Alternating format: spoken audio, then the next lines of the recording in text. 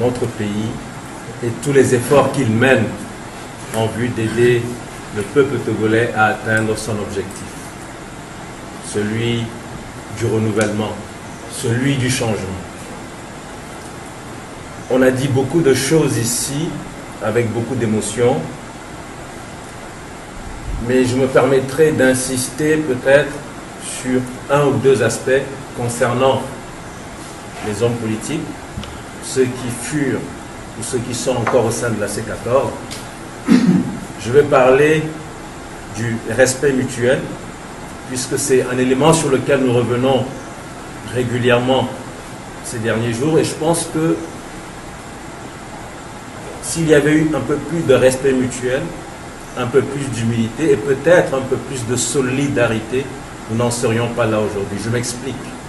Il y a eu des situations où manifestement certains leaders ou responsables de la C14 faisaient l'objet d'une campagne désastreuse, faite à dessein. Mais je n'ai jamais entendu un autre responsable de la C14 prendre la parole pour dire: je me tiens fermement aux côtés de tel ou tel responsable qui est vilipendé, parce que ce qu'on dit de lui, j'estime que ce n'est pas vrai. Et si je pense que s'il y avait eu plus de solidarité entre les responsables de la C14, ça aurait permis de passer plusieurs caps difficiles. Ça, c'est un aspect. L'autre aspect, j'insiste également beaucoup sur cette duplicité dont Monseigneur a parlé. Disons-nous la vérité. Si on mène une lutte contre un tel pouvoir, on se met ensemble et qu'au sein de ce groupe qu'on a constitué, il y a des gens qui, pour des raisons X ou Y, font des rapports réguliers au régime d'en face, quelle que soit la stratégie qu'on mettra en place, il y a peu de chances de réussir. Je pense qu'il faut une unité d'action, c'est vrai, mais il est temps qu'on appelle un chat un chat. Et nous savons qu'au sein de la C14, je pèse mes mots, il y a des gens qui ont joué un double jeu. Et s'il faut aller à une dynamique unitaire, que nous appelons de tous nos voeux, il faut qu'on prenne nos responsabilités. Jusqu'ici, la lutte a pâti de ce genre de comportement. Mais nous voulons que cette fois-ci, ça soit la dernière. Parce que nous irons jusqu'au bout. J'ai senti beaucoup de désolation. Moi, je ne suis pas du tout pessimiste. Je reste résolument optimiste en dépit des difficultés. Je suis convaincu que nous irons jusqu'au bout. Et l'objectif que nous voulons, en 2020, nous l'aurons. Peut-être même avant. Mais il est important qu'on prenne nos responsabilités.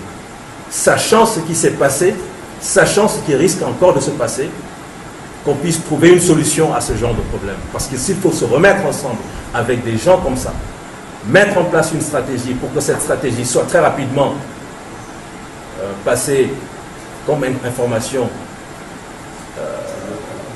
de l'autre côté, c'est impossible de réussir la lutte. Et je voudrais dire aussi une chose. Nous sommes en train de nous préparer pour les élections locales. Nous avons la fois dernière au Front Citoyen Togo Debout fait une formation avec un expert. C'est maintenant que je comprends que, en fait, c'est vrai qu'on le disait, mais la grande partie de la fraude en dehors du fichier électoral, c'est le fait que des Togolais acceptent, pour une certaine somme d'argent, pour une moto, pour n'importe quoi, changer des procès-verbaux. Et ce ne sont pas les leaders politiques. Ce ne sont pas les leaders politiques qui sont dans les bureaux de vote pour changer les procès-verbaux. Disons-nous la vérité. Il ne s'agit pas de taper sur les leaders politiques, même si on change les 14, et si nous gardons ce genre de comportement, rien ne va changer. Il faut que cela soit clair pour tout le monde. Si nous voulons que les choses changent, c'est depuis la base jusqu'en haut.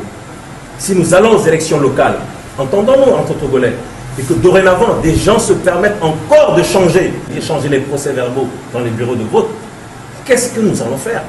Je pense qu'il faut qu'on apporte une solution définitive à ce genre de comportement, qu'il s'agisse d'hommes politiques ou qu'il s'agisse de Togolais lambda. Les gens estiment que non, c'est pas grave, c'est un simple procès verbal, je peux le changer et après j'ai une moto. Mais en changeant ça, est-ce qu'ils savent tout le sacrifice que le peuple a consenti? Non, Togolais, disons-nous la vérité. Les émotions, c'est bien.